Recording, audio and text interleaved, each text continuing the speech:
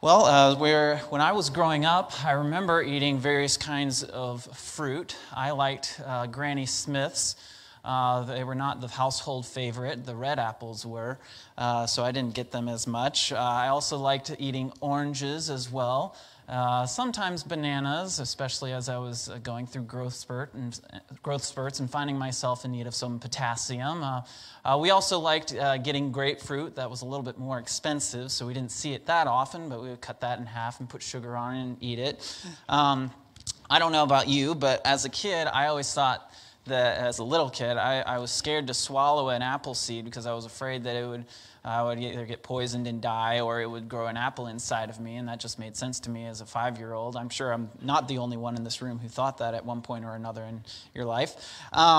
Thankfully, that's not how it works. In order to grow fruit, the seeds, in order for fruit to grow, seeds need to be buried. They need to have the nutrients of the ground. They need to have appropriate amounts of water and sunlight and time, of course. And after all of that, you finally get the seed to sprout and slowly start to grow, whether it's a little bit more of a plant or it's an actual tree like an apple tree.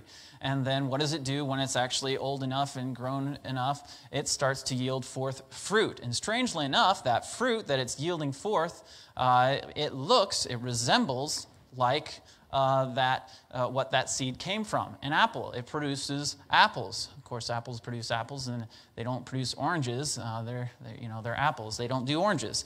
And so if seeds produce after their own kind, and if you will, descendants.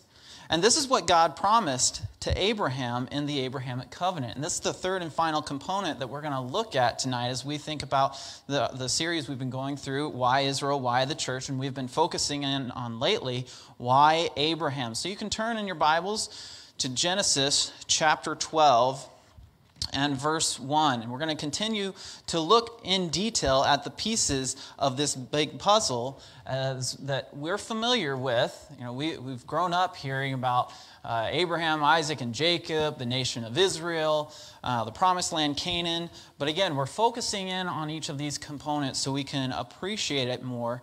And so it's been a while since, I think, November, since we've been in this series. But we'll just kind of do a brief review of where we've been.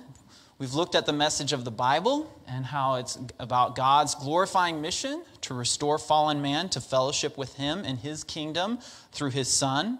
Essentially, God's rescue plan for mankind. We've seen the three key themes, words, creation, fall, redemption. And we've just traced the theme of God's redemptive plan for mankind throughout history. We've seen how at creation God sets up His earthly kingdom that He creates man to rule and have dominion over, but they rebelled against God and forfeited that privilege to live in God's presence in His special land. And right after the fall, God promises that restoration for mankind through the seed of the woman. So the big question is, when is this Redeemer coming? Well, as we trace the genealogies, we find ourselves reading about this man, Abraham. And we've looked at two of the three components already regarding God's blessings to him, the blessing of promises of blessing, seed, and land. We've looked at land, how there was a special relationship between God and mankind and the land. And then man, again, was banished from the Garden of Eden. And now God is going to give Abraham the land that He's going to show him. He's going to give his descendants this special land. And of course, famine brings Jacob down to Egypt, but God promises that He would bring them back to the promised land. He promises Israel multiple times throughout the Pentateuch, during their time in Egypt and in their time of wandering in the wilderness, I am going to give you this land. And then we looked at the concept of blessing, that first one there.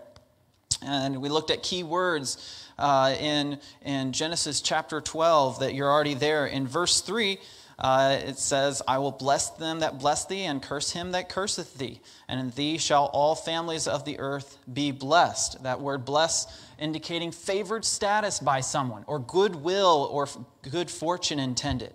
And that first word, curse, we talked about how it's the exact opposite. It's meaning they're intending misfortune and evil upon that person.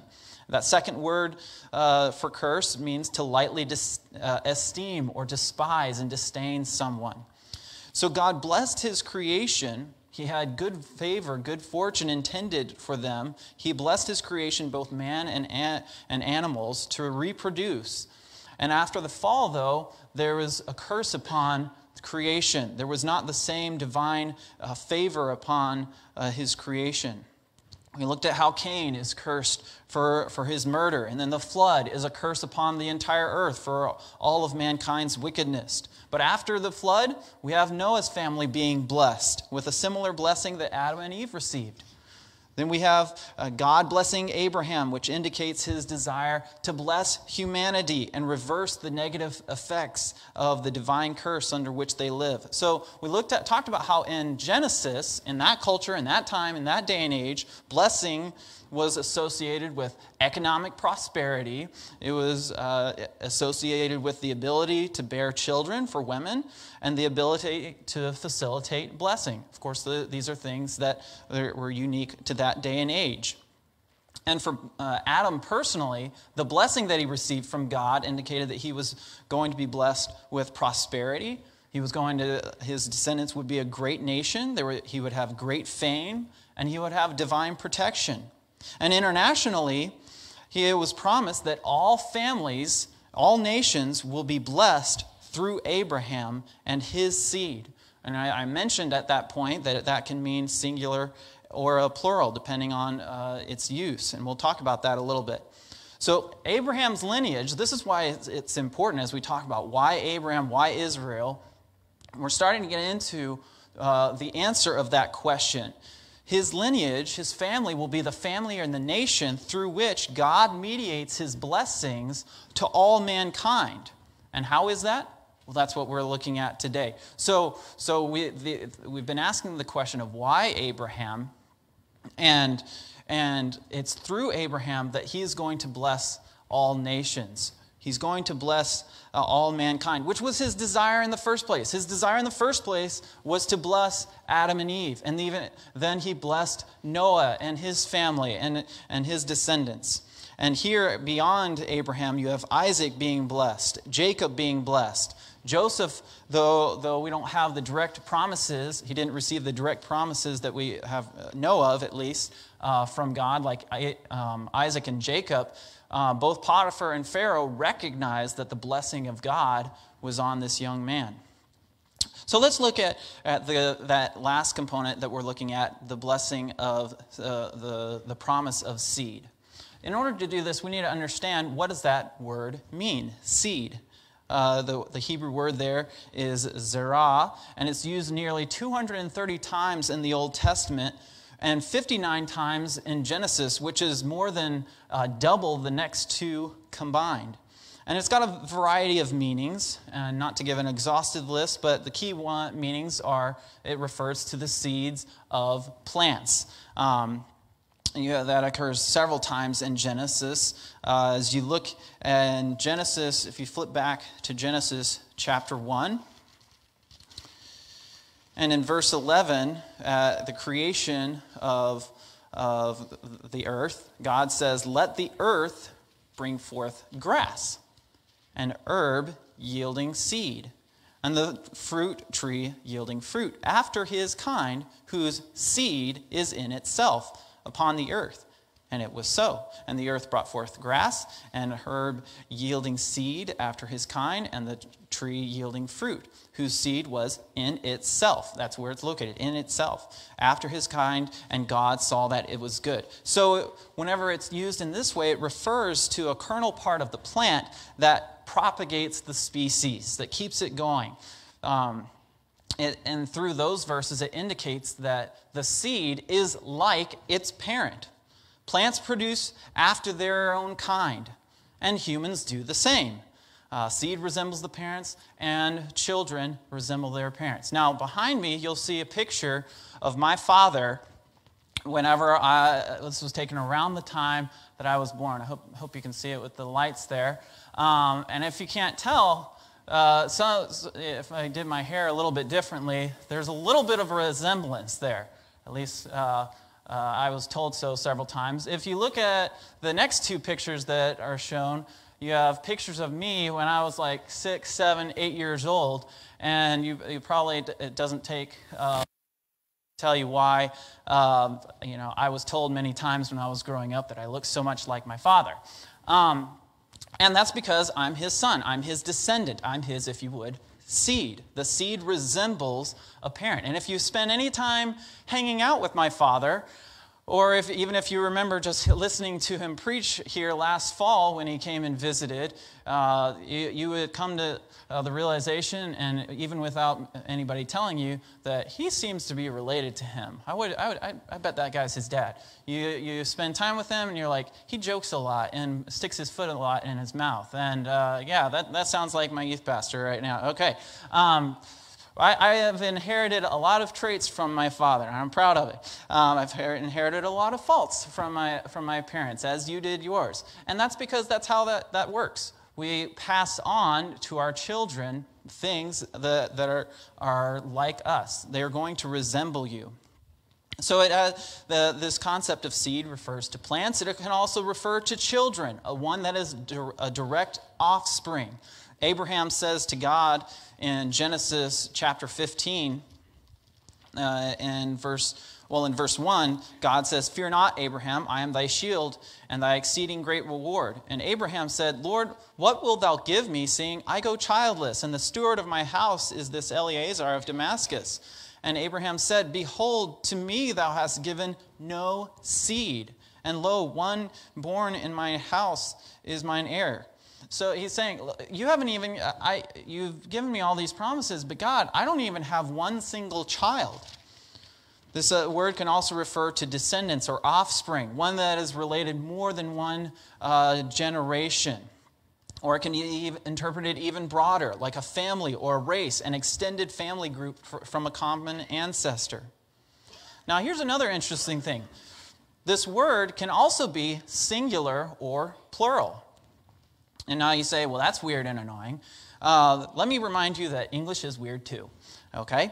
One letter makes all the difference between here and there, does it not? Consider these 4 words that end with the same 4 letters that sound completely differently. You have rough, cough, through, and though. Same 4 letters end those words, 4 different pronunciations. Versus 2 rhyming words such as pony and baloney. And if you can think of how baloney is spelled off the top of your head, you know that it looks like it should be pronounced Bologna. And as I was looking up funny stuff about the English language, I read one person who said, English isn't a language. It's 3 languages piled on top of each other wearing trench clothes. So, we all have, especially English, have various things that make our language challenging. And in English, we also have words that are singular and plural in the same form. You have deer and deer. You have sheep and sheep. You have goose, which is geese, but moose is not meese, it's moose. So in Hebrew, this word seed can be both singular and plural, and context will be important, which we'll discuss in a little bit. So the primary way that this word is used in Genesis is frequently in reference to plants, especially early on in creation and even around the flood account. But it's often used in reference to the Abrahamic narratives. So now that we have a grasp of the word seed, let's trace the significance throughout Genesis. So we're going to flip through several passages over here in the next minute. You won't have to turn to all of them. Some of them I'll just reference. But I need something for you to do with me. Kids that are here, Esther and Lily and Claire, and the rest of you adults, you can join in this too. Since we're going to be flipping through our Bibles a lot, I need everybody to stick your hands out, wiggle them out a little bit. Just make sure we're waking up. All right, take one hand. Stretch those fingers back. Oh yeah, get us all nice and stretched up. Oh, this feels good. And then squeeze, roll around, do this again. All right, now we're really ready. You ready to flip through the scriptures here? All right, great. So we're going to trace the significance through Genesis. We've already looked at creation, how God references the plant vegetation in Genesis 1, 11, and 12. That plant vegetation is stated to produce seed, that's offspring, the kernel part of the plant that reproduces a species after itself. Then at the fall, the well-known verses, in Genesis 3:15, we see that the woman's seed will be at odds with the serpent's seed. And this is even echoed in a subtle way in John chapter 8, verse 44. But in verse 15, you're there in chapter 13, or chapter 3 of Genesis. I will put enmity between thee and the woman, and between thy seed and her seed, and it shall bruise thy head, and thou shalt bruise his heel. And so this enmity that's between the woman's seed and the serpent's seed, Jesus even references in John 8:44 when he says to the Pharisees, ye are of your father, the devil, spiritually speaking. Even though they claimed, they were so proud of the fact that their father was Abraham, their father was, as they said, God, and Jesus contradicts them and says, no, God is not your father, Abraham's not your father, your father is the devil.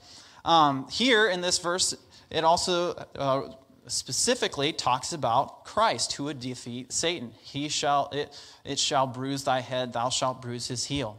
Well, then a couple chapters later, actually one chapter later near the end, in verse 25, after Abel is murdered by Cain, in verse 25, you have Eve expressing thanks for another seed, another specific child. And verse 25, it says, Adam knew his wife again, and she bare a son, and called his name Seth. For God, said she, hath appointed me another seed instead of Abel, whom Cain slew.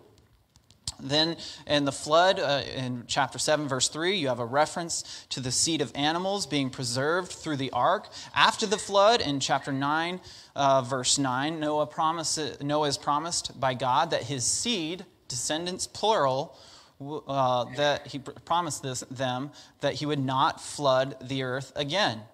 Then, of course, the Abrahamic narratives that we've discussed many of these verses, and we'll come back to some of them in a little bit. In those narratives, you have Lot's drunken incest with his daughter to preserve his seed, his lineage, his family, his race.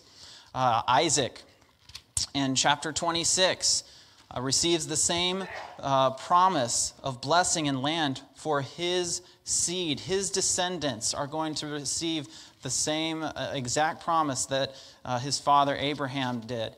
In verse 3 of chapter 26, sojourn in this land, and I will be with thee, and will bless thee, and will give unto thee, and unto thy seed, your descendants, I will give all these countries, and will perform the oath which I swear unto Abraham thy father. And I will make thy seed to multiply as the stars of heaven, and will give unto thy seed all these countries. And in thy seed shall all nations of the earth be blessed. I think in those 3 verses alone, you see that word seed occurring some 4 times. So God is going to bring this about. They are going to have descendants. Jacob, he too, before I go to Jacob, we won't look at the verse, but in chapter 24, verse 60, even his wife Rebekah, when she leaves her family to come be Isaac's wife, they pronounce a blessing upon her and wish for her seed to possess the gates of those who hate him. Jacob receives the same promised blessing from God and from his father. And in chapter 32, he's been out with Laban. His family has grown. He's a wealthy man now, and he's on his way back to his homeland. But he hears that Esau is coming, and he's like, oh boy. My brother and I didn't exactly part on good terms. And so he's a little bit scared. And what does he do? Whenever he prays to God at this point, and he says, deliver me, I pray thee, from the hand of my brother, from the hand of Esau, for I fear him, lest he will come and smite me and the mother of the children. And thou saidst, I will surely do good to thee. I will surely do thee good, and make thy seed as the sand of the sea, which cannot be numbered for multitude. So Jacob, he's rehearsing the promises of God to himself and back to God. And that's a lesson for us. Whenever we're going through hard times, we ought to repeat the promises of God to ourselves. And he's saying, God, you've promised me that I'm going to have a large number of descendants. I'm going to have this seed, and we're going to have this land. But Esau wants to, for all I know, Esau wants to come in and annihilate all of my family. Then God reaffirms his promise that Jacob's seed would indeed possess the land in chapter 35, verse 12. Chapter 37 includes the immoral account of Judah and his daughter-in-law Tamar and his son Onan, who didn't want to raise up seed for his dead brother. Jacob then in chapter 46, verses 6 and 7, he says that he's taking all his seed, verse 6 and 46, at the end of the verse, Jacob and all his seed with him, his sons and his daughters and his sons' sons with him, his daughters and his sons' daughters, and all his seed brought he with him into Egypt. These are all his descendants that he's taking. Joseph, he uses this word seed agriculturally during the famine in chapter 47, 23, and 24. And then his father, Jacob, he expresses joy and surprise that he was able to see Joseph's seed. He didn't think that he was going to see his grandkids through Joseph. But in chapter 48, verse 11, Israel said unto Joseph, I had not thought to see thy face, and lo, God hath showed me also thy seed. So as we think about all this, we've kind of traced it where we see this word seed all throughout Genesis. What does the Abraham's seed refer to? How is it that in his seed all nations will be blessed? Well, the first way that the seed of Abraham is interpreted, and the first way that it's obviously mentioned, is his physical children, his descendants. And that you see on the verse behind me, in chapter 12, again, verse 2 and part of verse 7, it says, I will make of thee a great nation. Down in verse 7, unto thy seed I will give this land. So his initial seed and descendants are promised this land. He is going to have a great nation. And we've already mentioned the verse, how Abraham questions, God, you've given me no seed. I don't have any physical child yet. And so there's that physical component of him having physical descendants. And in chapter 13, it should be on the screen as well. Verses 15 through 17 say, For all the land which thou seest, to thee will I give it, and to thy seed forever. And I will make thy seed as the dust of the earth. And so that if a man can number the dust of the earth, then shall thy seed also be numbered. Arise, walk through the land in the length of it and in the breadth of it, for I will give it unto thee. So there's clearly promises here that Abraham's physical seed would grow to a number that was beyond comparison. You couldn't even count it. But what about the verse that says in chapter 17 and verse 4 that Abraham, thou shalt be a father of many nations? And what about this other incident where in chapter 22, the verses again will be on the screen here. In verse 17, it says that in blessing I will bless thee, and in multiplying I will multiply thee. That's, again, a way of saying I will certainly bless thee, or I will greatly bless thee, or multiply thee, as the stars of the heaven and the sand which is upon the seashore. And thy seed shall possess the gates of his enemies, and in thy seed shall all the nations of the earth be blessed, because thou hast obeyed my voice. So this is really key verses. It's through Abraham that all nations shall be blessed, and we need to figure out why or how. How is this going to be accomplished? Well, back in verse 17, as you think about it, does it raise a question that he's talking about these physical we assume plural descendants? I will multiply thy seed as the stars of heaven, and as the sand which is upon the seashore, and thy seed shall possess the gate of, one would assume, their enemies. But in a lot of translations, including our translation here, it says his enemies. Now, some would argue that this would be a plural, again, because of what was just said about the seed being numerically great. But a syntactical argument can be made that the seed here is indeed singular, as we have it translated here, and that your seed will take the possession of the gates of his enemies. Now, who does that sound like? Just if you're reading it that way and just that phrase there, who does that sound like it would refer to? Jesus. Thank you. I don't know who said that, but it refers to Jesus. That's the Messiah. So this is where it starts to get exciting. And this is where, as we've seen the seed of we've been tracing the seed of the woman and noting the significance, how the seed of the woman, this is the second way that the word seed is interpreted here.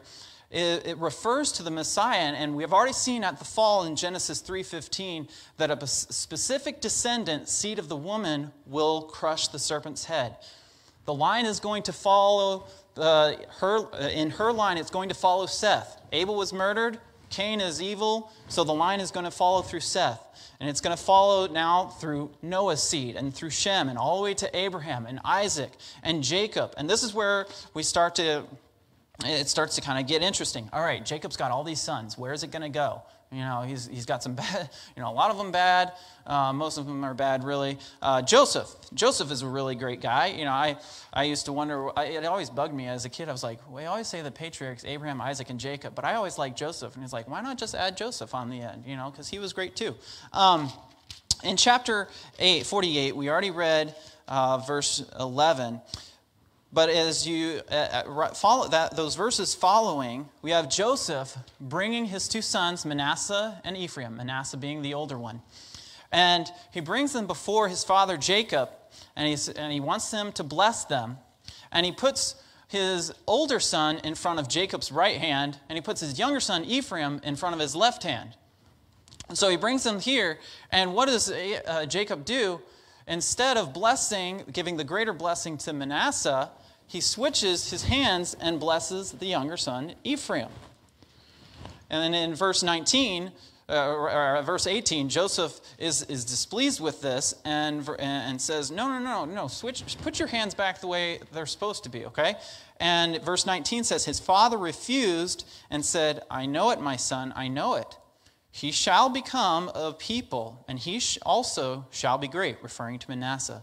But truly his younger brother Ephraim shall be greater than he, and his seed shall become a multitude of nations. So as we're as we're ending Genesis, it seems like the line, the blessing, the patriarchal blessing is going to go through Ephraim. And that's what, as you continue through on Scripture, that would seem to be continuing to be the case, and that would continue to hold. Moses blesses Joseph's line in chapter 33 of Deuteronomy. Verse 13, he talks about Joseph. This is at the end of Moses' life. And of Joseph, Deuteronomy 33:13, he said, blessed of the Lord be his land for the precious things of heaven, for the dew and for the deep that coucheth beneath. Then down in verse 16, he gets specific. We'll read verse 17. His glory is like the firstling of his bullock, and his horns are like the horns of unicorns, and with them shall he push the people together to the ends of the earth. And they are the 10,000s of Ephraim, and they are the thousands of Manasseh. So even Moses is pronouncing this blessing upon the children of Joseph, but he gives a greater blessing on the younger son, Ephraim, 10,000s instead of just thousands like Manasseh. And then who is the person that led the nation of Israel after Moses died? Joshua. What tribe do you think Joshua actually comes from? He comes from Ephraim. We won't take the time to read the verse there, but in Numbers 13:8, you have a variant form of his name, Hoshea, and then the son of Nun, chapter 14, verse 6, calls him Joshua, the son of Nun. So Joshua is an Ephraimite. And then if you go over, once they're in the promised land, in Joshua chapter 18, they set the tabernacle up in the city of Shiloh. And it says in Joshua 18:1, and the whole congregation of the children of Israel assembled together at Shiloh and set up the tabernacle of the congregation there, and the land was subdued before them. And Shiloh is a city within Ephraim. So Ephraim is, they had a great national leader and conqueror in Joshua. They are now the one who are supposed to be the leaders of worshiping Yahweh. The tabernacle is in their city. But something happened.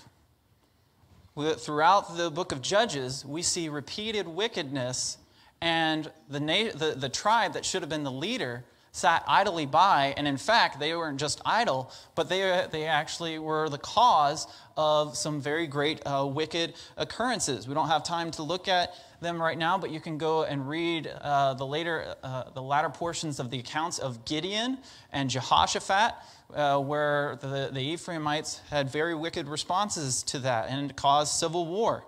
And so because of that, in Psalm chapter 78, we have God recording the wickedness of the Israelites and his response to this. In verse 56 of Psalm 78, it says, "Yet they tempted and provoked the Most High God, and kept not his testimonies, but turned back and dealt unfaithfully like their fathers. They were turned aside like a deceitful bow, for they provoked him to anger with their high places, and moved him to jealousy with their graven images. When God heard this, he was wroth and greatly abhorred Israel." And then jumping down, back in verse 60, "So that he forsook the tabernacle of Shiloh, the tent which he placed among them." Then it talks about how he delivered the Ark of the Covenant to the Philistines. And then in verse 67, "Moreover, he refused the tabernacle of Joseph, and chose not the tribe of Ephraim, but chose the tribe of Judah, the Mount Zion, which he loved." And then verse 70, it says, "He chose David also his servant, and took him from the sheepfolds." So all of a sudden, according to this psalm, it's like, Ephraim was the one that received the patriarchal blessing, and we would have expected that this is where the lineage is going to continue through. But because of their wickedness, their failure as a leader in the nation of Israel, God rejected them and instead chose Judah, which is, if you look back in Genesis chapter 49, jumping back to there, after Jacob has blessed Joseph's sons, he pronounces a blessing as well on Joseph in general. There's also a blessing that is given on Judah, which again, Judah had not so great of a highlight in Genesis chapter 37. And yet, in verse 8 of chapter 49, Jacob says, "Judah, thou art he whom thy brethren shall praise. Thy hand shall be in the neck of thine enemies. Thy father's children shall bow down before thee. Judah is a lion's whelp. From the prey, my son, thou art gone up. He stooped down and crouched as a lion, and as an old lion, who shall rouse him up? The scepter shall not depart from Judah, nor a lawgiver shall be between his feet, until Shiloh come, and unto him shall the gathering of the people be." And so it's through Judah that in those initial blessings from Jacob that we see it's like, okay, Ephraim's getting the blessing, but don't lose track of Judah. Something great is going to happen to Judah, through Judah. And it is through Judah that and his descendant Perez, and then we come all the way to Boaz and Ruth, and then you finally come to his most well-known descendant, David. And it's during David's reign that he transfers the Ark of the Covenant from Shiloh in Ephraim to Jerusalem in Judea. And you can read associated verses about that in 2 Samuel 6 and 7, Psalm 89, as well as Psalm 132. In 2 Samuel chapter 7, you have the Davidic covenant. And so God is committing himself to the Davidic line. He's going to keep his promise that a Davidic descendant will always be on the throne. And in 2 Kings 8:19, even in spite of wickedness, the wickedness of David's descendants, it says that, "Yet the Lord would not destroy Judah for David his servant's sake, as he promised him to give him always a light and to his children." So God is committed to the Davidic line in spite of sin. And during King Ahaz's sin in copying a pagan altar in 2 Kings 16:10 through 18, we have Isaiah prophesying in Isaiah 11:1-13 of a perfect king. There's going to be a perfect king come. Unlike this king right now who's desecrating our temple, there's going to be a perfect king to come. Amos chapter 9 looks forward to the Messiah coming and ruling with the Gentiles as well in the millennial kingdom. Before and after the Babylonian exile, it's prophesied that a future Davidic king will reign in righteousness. Unlike these other descendants of David that have been very wicked, the future Messiah will be the righteous branch and king, according to Jeremiah 23:5-6. He'll be the good shepherd and prince, Ezekiel 34:22-24. So then we get to the New Testament, and we finally have the Messiah on the scene, Jesus Christ, the son of David, the son of Abraham, according to Matthew chapter 1 and 2 Timothy 2:8 and Romans 1:2-3 talk about how he is the seed of David. He is the descendant of David. And Jesus, while he was alive, talks about how he was greater than the Old Testament's big three. You know who their big three were? It was Abraham, Moses, and David. They were constantly talking about how great they were at the expense of the greatness of God and the expense of Christ. But Jesus is greater than those three. He is the one that the prophets foretold would come in 1 Peter 1:10-12, Matthew 5:17. He fulfills the prophets. And turn to Acts chapter 3. We'll look in verse 22-26. Peter looks back to Moses' prophecy about a greater prophet coming that would come after him. And that's the same one who is the seed of Abraham. Acts 23, verse 22. Acts 3, verse 22. For Moses truly said unto the fathers, a prophet shall the Lord your God raise up unto you of your brethren, like unto me. Him shall ye hear in all things whatsoever he shall say unto you. And it shall come to pass that every soul which will not hear the prophet shall be destroyed from among the people. That is, if you reject Jesus Christ as your Savior, as the Messiah. Yea, all the people from Samuel and those that follow after, as many as have spoken, likewise foretold of these days. Ye are the children of the prophets and of the covenant which God made with our father, saying unto Abraham, in thy seed shall all the kindreds of the earth be blessed. Unto you first God having raised up his Son Jesus, sent him to bless you in turning every one of you away from his iniquities. And so it is through Jesus Christ here in Acts that Peter is saying, Jesus is that seed. Jesus is the one that blessing to all nations is being mediated through. If you look at in Galatians chapter 3, this is a very key passage in here. Turn over with me to Galatians. I think I'll have these verses on the screen. But it's even more clear that it is through Christ that all nations are blessed. Galatians 3:13-14. The first phrase of verse 13 says, Christ hath redeemed us from the curse of the law, jump down to 14, that the blessing of Abraham might come down on the Gentiles through Jesus Christ, that we might receive the promise of the Spirit through faith. That blessing that was going to be for all mankind, to all nations, that's through Jesus Christ. Verse 16, now to Abraham and his seed were the promises made. Those who are Abraham's children, he saith not to seeds as of many, but as of one, and to thy seed, which is Christ. In other words, back at that verse that I talked about in Genesis 22, verse 17 and 18, when it says that his seed and thy seed will possess the gate of his enemy, his enemies. That's a reference to Christ, and Paul is making that clear. He's saying, no, the promise wasn't about many seeds. That wasn't specifically what that was referring to. It was referring to one, and that's Jesus Christ. That's how all the nations are going to be blessed.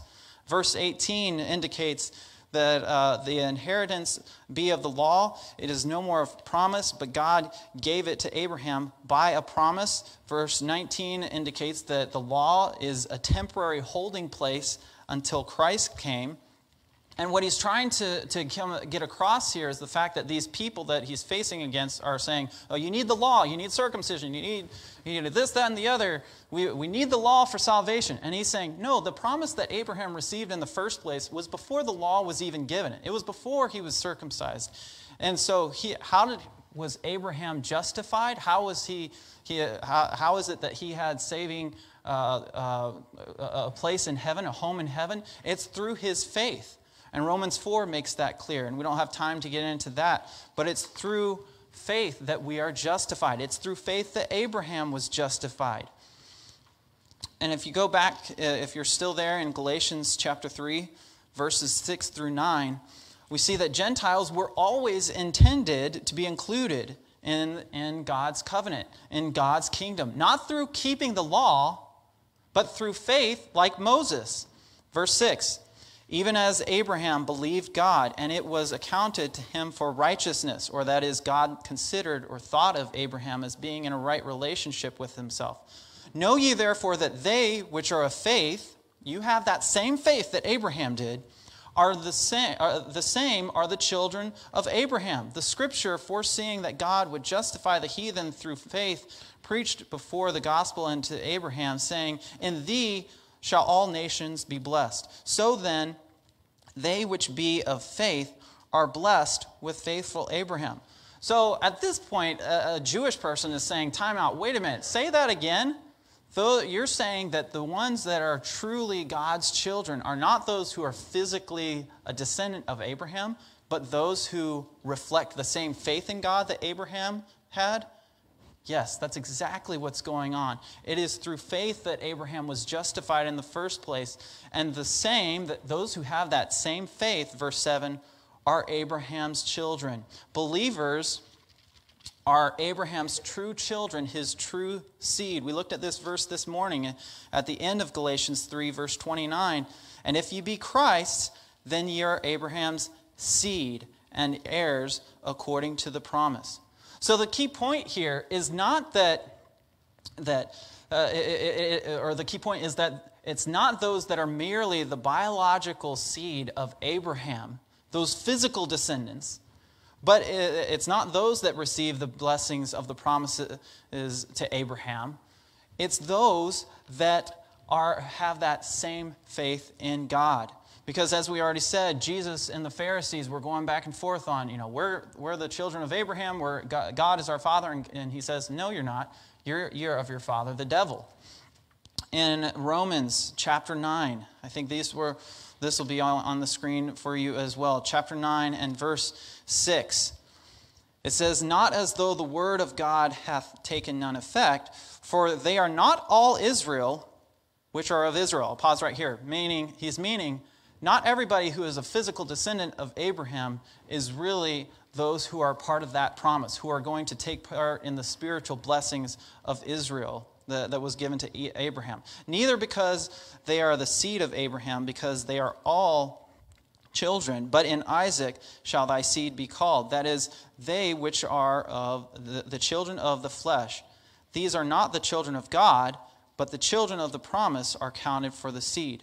So basically what's going on here, he's not saying that,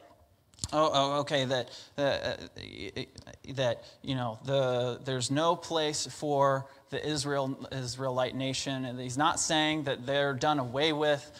He's not saying that, but what he is saying, that those who are truly going to benefit from the spiritual benefits of the Abrahamic covenant are those who demonstrate faith in God, just as Abraham. So Abraham is the father of many nations because we as Gentiles from many different nations can place that same faith that he had in Jesus Christ. And that's how he is in that sense, our Father. So just like I look like my Father, and to many extents I act like my Father, the key trait that Abraham's seed is going to resemble him is not the physical makeup of their DNA that resembles Abraham, but is the faith that they demonstrate in Jesus Christ, in God, just as Abraham demonstrated that same faith. And in that way, he is our Father. We sing that song, Father Abraham had many sons.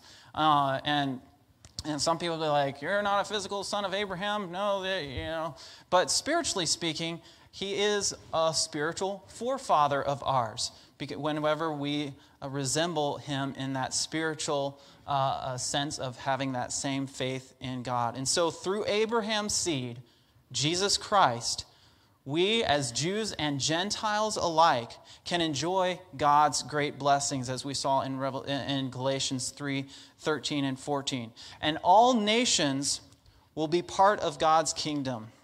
As Revelation foretells of the heavenly scene that we see in Revelation 5, verses 9 and 10, it says, "And they sung a new song, saying, Thou art worthy to take the book and to open the seals thereof. For thou wast slain and hast redeemed us to God by thy blood out of every kindred and tongue and people and nation. Thou hast made us unto our God kings and priests, and we shall reign on earth."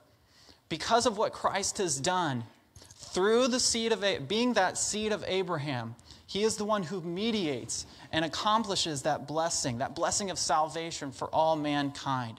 And so in summary, as all men are blessed by the spread of the gospel of Christ, as that goes forth, the summary of what seed refers to. Well, first of all, as we looked at, it does include the concept of physical children. But it also refers to Christ as that seed of the woman. But then there's also a sense in which, based on the New Testament, that it's Abraham's spiritual children. You and I, if you have trusted Jesus Christ and placed your faith in him, you are considered a spiritual child of Abraham. You reflect that same faith in God that Abraham said. So in closing application, number one, rejoice in God's salvation freely offered to all. Isn't that such a wonderful thing that any one of us, the Jews were very segregated and really racist against Gentiles. They didn't have a heart of compassion to give the gospel to those who were unlike them, those who weren't of the physical seed of promise. But we can rejoice that God's salvation is freely offered to all through Jesus Christ. He is that source of blessing to all nations. And then secondly, rejoice that your spiritual inheritance is not based on works. It's based on God's covenant to Abraham regarding Jesus Christ. And again, not the law. And then finally, we can joyfully anticipate the coming kingdom of our Lord, where we as the seed of Abraham will partake in the reign of God's Son Jesus, who is that seed of Abraham, capital S, that brings blessings to all nations. I want to close by reading the verses from Romans chapter 8. Romans chapter 8. And it talks about our adoption in Christ. Chapter 8, verse 14. "For as many as are led by the Spirit of God, they are the sons of God. For ye have not received the spirit of bondage again to fear, but ye have received the spirit of adoption, whereby we cry, Abba, Father. The Spirit itself beareth witness with our spirit that we are the children of God. And if children, then heirs, heirs of God, and joint heirs with Christ. If so be that we suffer with him, that we may be also glorified together."